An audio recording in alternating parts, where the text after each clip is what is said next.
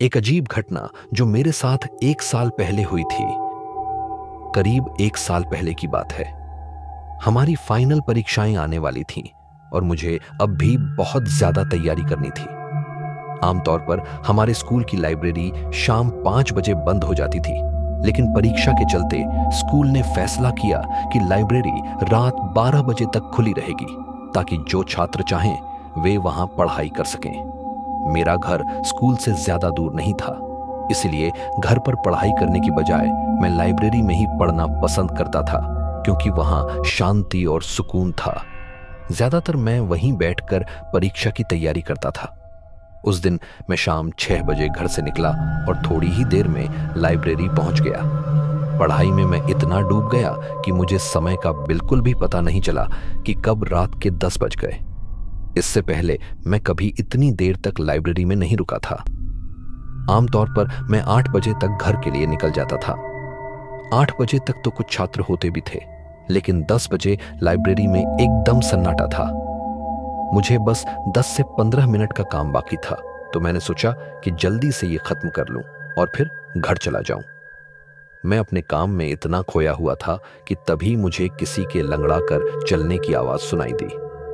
मैं घबरा गया, किताबें बंद की और भागते हुए लाइब्रेरी से बाहर निकल गया।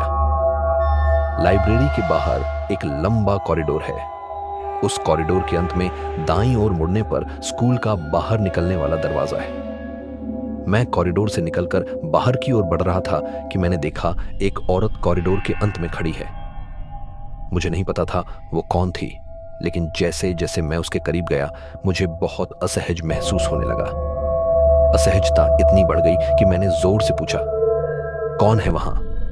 जैसे ही मैंने ये कहा, वो औरत कुछ ही सेकंड में वहां से गायब हो गई। मैंने राहत की सांस ली और आगे बढ़ते हुए बाहर के दरवाजे की ओर चला गया। थकान और भूख के कारण मैं ठीक से चल भी नहीं पा रहा था, लेकिन मुझे एक अजीब बात महसूस हुई। वो ये कि सड़क पूरी तरह से खाली थी। यह बहुत अजीब था, क्योंकि यह सड़क आमतौर पर बहुत व्यस्त रहती है। रात में भी लोग चलते फिरते नजर आते हैं। डर और घबराहट की वजह से मैं रास्ते में सिर्फ जमीन की ओर देखता जा रहा था। मैं लगभग अपने घर पहुंचने ही वाला था कि मैंने जमीन पर एक साया देखा जो मेरी ओर बढ़ रहा था, जबकि मेरे आसपास कोई नहीं था। जब मैंने सिर उठाकर देखा तो एक औरत मेरे आगे चल रही थी। वो मुझे बहुत अजीब लगी। ऐसा लग रहा था जैसे उसे चलने में बहुत तकलीफ हो रही हो। वो इतनी धीरे चल रही थी कि मैं जल्दी ही उसके पास पहुंच गया। अब मैं उसके इतना पास था कि उसे साफ साफ देख सकता था। उसके कपड़े फटे पुराने और गंदे थे। उसके हाथ पांव अजीब तरह से मुड़े हुए थे और उसके बाल बहुत बिखरे और अस्त व्यस्त थे। यह सब देखकर मैं वहीं रुक गया। मेरा मन बार बार मुझे चेतावनी दे रहा था कि इस औरत के पास मत जाओ। मुझे हिम्मत भी नहीं हो रही थी कि मैं उसे ओवरटेक करके आगे बढ़ जाऊं। फिर उसने मुड़कर मुझसे पूछा, क्या तुमने मेरी बेटी को देखा है? मैं बिल्कुल जड़ हो गया। डर की वजह से मेरे मुंह से एक शब्द नहीं निकला। मेरा दिमाग सुन्न हो गया था। मुझे समझ नहीं आ रहा था कि उसके इस अजीब सवाल का क्या जवाब दूं। डर के मारे मैंने दूर की ओर इशारा कर दिया, उस दिशा में जहां कोई औरत नहीं थी। बस ये चाह रहा था कि वो मुझसे दूर चली जाए। वो लंगड़ाती हुई उस दिशा में चल दी जहां मैंने इशारा किया था, और फिर इतनी दूर चली गई कि मेरी नजरों से ओझल हो गई। मैं डर से कांप रहा था कि कहीं वो दोबारा मेरे सामने न आ जाए। मैं जितना तेज दौड़ सकता था दौड़ने लगा। उस समय मेरे दिमाग में बस एक ही बात थी, किसी को ढूंढना जो मेरी मदद कर सके। कोई कार, कोई इंसान, कोई भी। और तभी मुझे दूर से उसी औरत की चीख सुनाई दी, वो यहीं है। इसके बाद मुझे कुछ याद नहीं।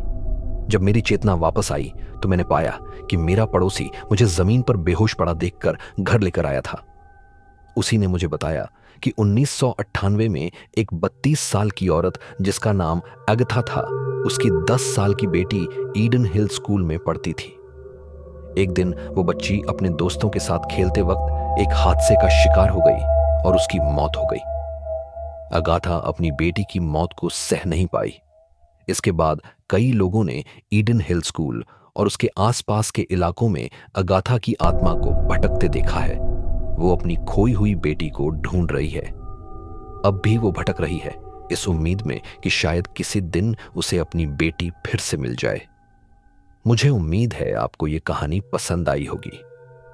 अगर आप मेरे चैनल पर नए हैं तो प्लीज सब्सक्राइब करना ना भूलें और कमेंट करके बताएं आपको कैसी लगी। मैं फिर मिलूंगा एक और डरावनी कहानी के साथ। तब तक के लिए अलविदा।